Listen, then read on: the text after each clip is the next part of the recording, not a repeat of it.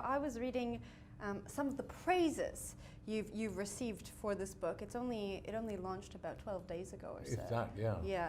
And one person said the book asks the question, how did South Africa become the Rainbow Nation? Now, can you unpack that for us? How does the book look at that?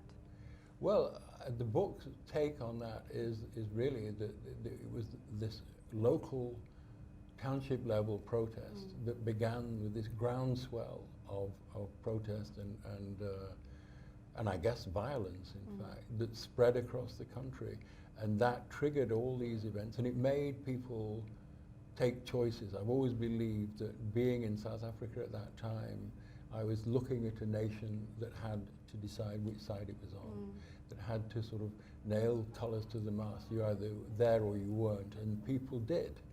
And and the miracle then was that these events, don't forget that while a lot of this was going on, the government was actually moving secretly to negotiate with Nelson Mandela, and so that when he emerged, he came to a nation that had already, in a way, been prepared for a degree of change, and he, I thought, crystallized that, and he stood for that, and that was the Rainbow Nation, the Madiba years, where the second part of the book is set. It's set in the mid-80s and in about the late 1990s.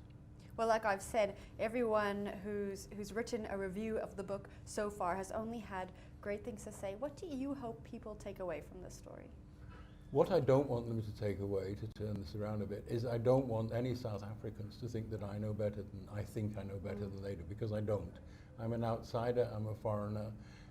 My perceptions, such as they are, my insights, are very, very modest compared to those of the people who lived through it in an existential way. So I wouldn't like to think that I'm doing that. I think I spoke to someone earlier today who said the point about reading this book for her was that she kind of pigeonholed those days, and reading the book, it made her feel a bit uncomfortable. I don't want people to feel uncomfortable, but equally I wanted to sort of say this did happen, and this is how I saw it happen.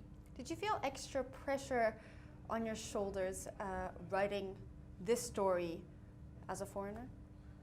I was familiar with that because that's what I'd been doing in the 80s, and I had a big file of newspaper clippings in the pre-digital days, and the course of events that I was familiar with, and I was writing a novel, and I was inventing characters, and I was placing them in a situation that I could write about to see how they reacted to it, how they changed, and that's what I tried to do in the novel.